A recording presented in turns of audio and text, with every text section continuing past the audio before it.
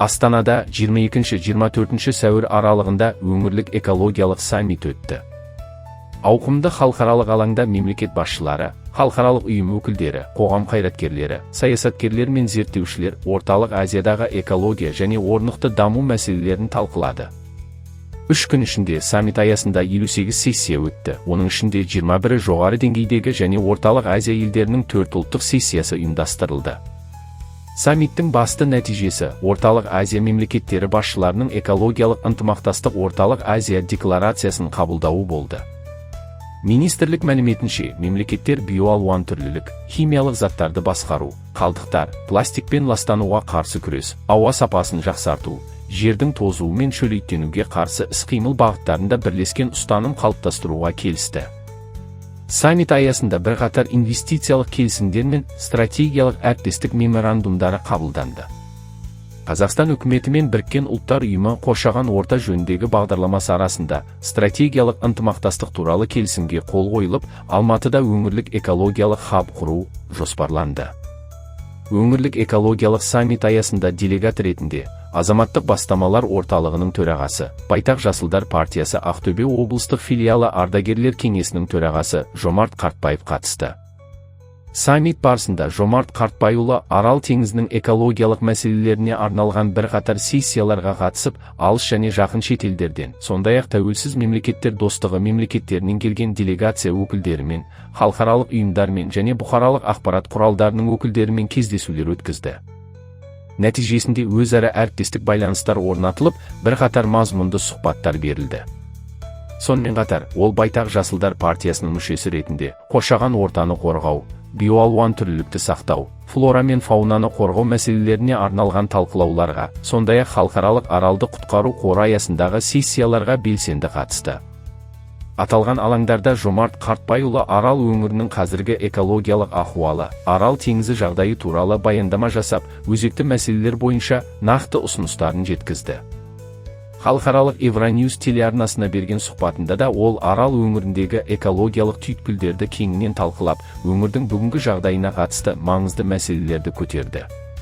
Сондай-ақ, Астанада Қазақстан Республикасының экология және табиғи ресурстар министрі Ерлан Нысанбаевтың арнайы шақыруымен Жомарт Қартбайұлы жеке қабылдауда болып, кездесу барысында Арал өңірінің экологиялық проблемалары, теңіздің қазіргі ахуалы жан-жақты талқыланды.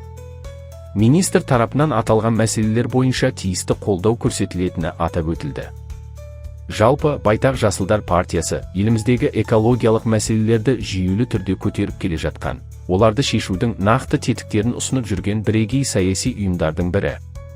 Саммит барысында да партия өкілдері экология саласындағы қордаланған өзекті мәселелерді күн тәртібіне шығарып, мемлекеттік органдар мен халықаралық қауымдастық назарын аударуға үлес қосты.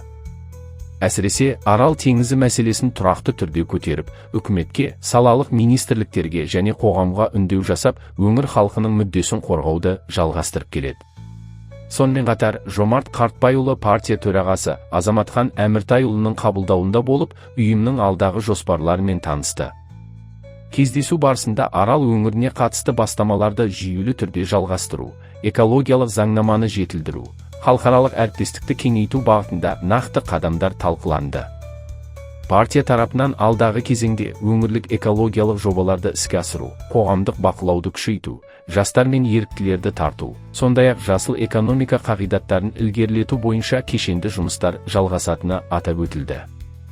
Кездесу қорытындысында Байтақ Жасылдар партиясының Ақтөбе облыстық филиалының мүшесі, Экоақпарат КЗ газетінің бас редакторы Қайрат Сағынайұлына алғыс хат табыс етілді. Марапатты партияның атқарушы хатшысы Керей Бекберген табыстады. Құрметті Жомарт Қартбайұлы, мынау Байтақ Жасылдар партиясы атынан Қайрат Сағынайұлына алғыс хатымыз бар. Соны оқып беруге рұқсат етіңіз. Құрметті Қайрат Сағынтайұлы, Байтақ Жасылдар партиясы атынан сізге еліміздің экология саласын дамытуға қосып жүрген елеулі үлесіңіз үшін және партия қызметіне белсенді түрде ат салысып келе жатқаныңыз үшін шынайы ризашылығымызды білдіреміз.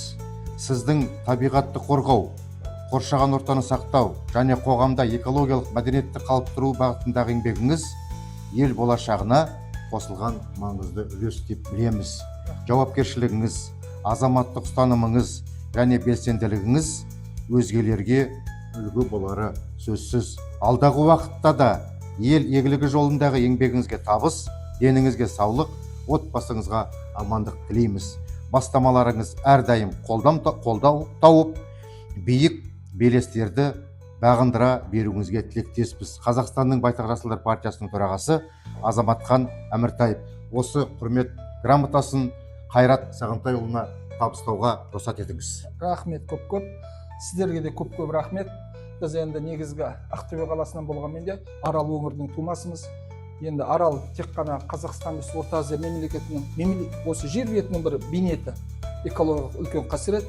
Соған бірден бір мұрындық болып атсалысып жатқан, көшімізді бастап отқан осы Байтақ партиясы, сіздерге шексіз алғысымызды білдіреміз. Және де болашақта атсалысып мұрындық болуға дайынбыз ел болып. Партияның алдағы қызметінде экологиялық мәдениетті қалыптастыру, заңнамалық бастамаларды ілгерілету, Арал өңірін қалпына келтіруге бағытталған ұлттық және халықаралық жобаларды қолдау, сондай-ақ қоғам мен мемлекет арасындағы тиімді диалогты нығайту негізгі басымдықтардың бірі болып қала бермек.